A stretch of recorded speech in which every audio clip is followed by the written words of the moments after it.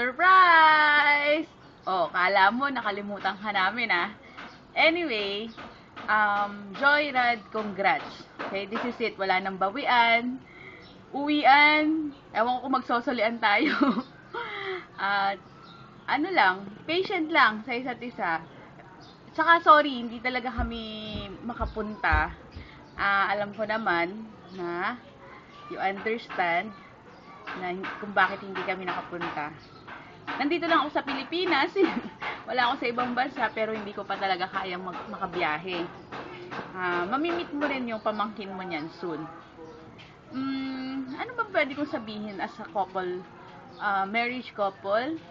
Actually, wala eh. Hindi naman ganun ka-perfect ang marriage life ko din. Hindi pa naman din ganun katagal ang marriage life ko. So, siguro, learn how to listen lang with each other. Open communication. Tsaka, don't be afraid to seek advices para sa mga nakakatanda or sa parents. Diba? Pwede tayong sa kanila mismo itanong kung ano ba yung formula, not totally formula, kung paano sila nagtatagal. But anyway, ayaw kitang paiyakin, ayaw ko rin humaba to. Kaya, congratulations. Saka, to everyone who joined this special event, in behalf of my father and my mom, thank you. Thank you for making this event as meaningful to the couple as well as to our family. Thank you. Enjoy. Meron pang mga babati sa'yo. Hello.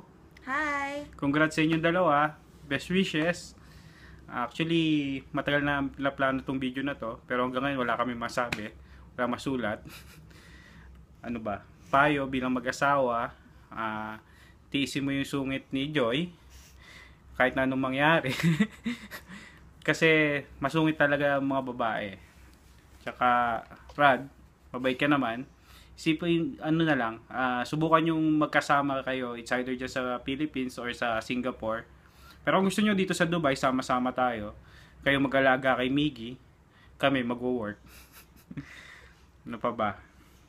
Ayan o, si Miggy boy. Tutulog eh. Gisingin natin ha. Miggy. Miggy. Say hi to Tito Rad. Hi, Joy. Hi, Rad. Congratulations sa inyong dalawa.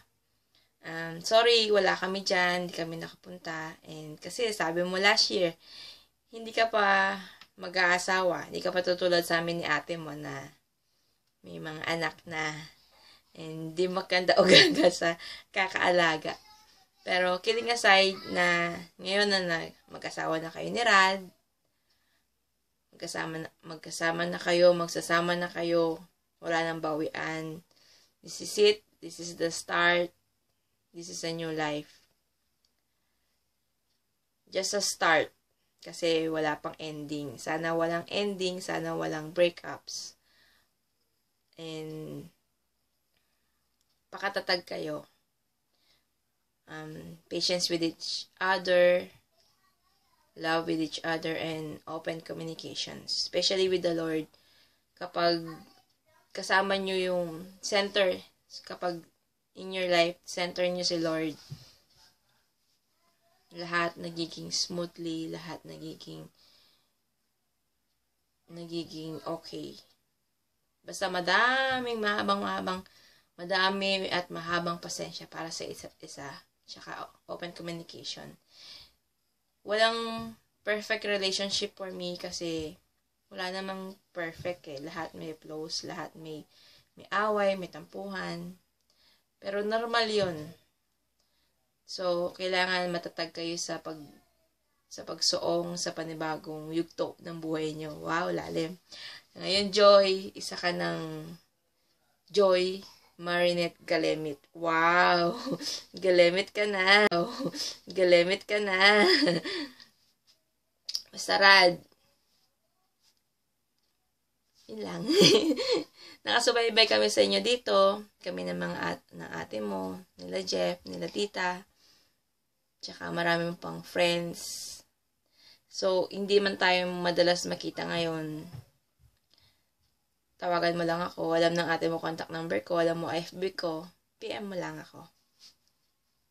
dito lang kami para sa inyo. Sana next year or some other time na magkita tayo, meron ng mini Joy, meron ng mini Rad na hindi ka na nag-aangkin ng mga pamangkin mo. Sana babae, sabi nga ni Tita Susan, para at least meron na siyang girl kasi puro boys yung kanyang apo. Okay, I won't make this one long. Enjoy kayo lang ngayon. Enjoy kayo bukas. And sana, for the rest of your life, with your married life, love each other. And always pray. Bye. Hi to everybody. Hi! Hi. So, this is it. Ingat kayo dyan. And hi to everybody na lang. Bye! This is my Yomi.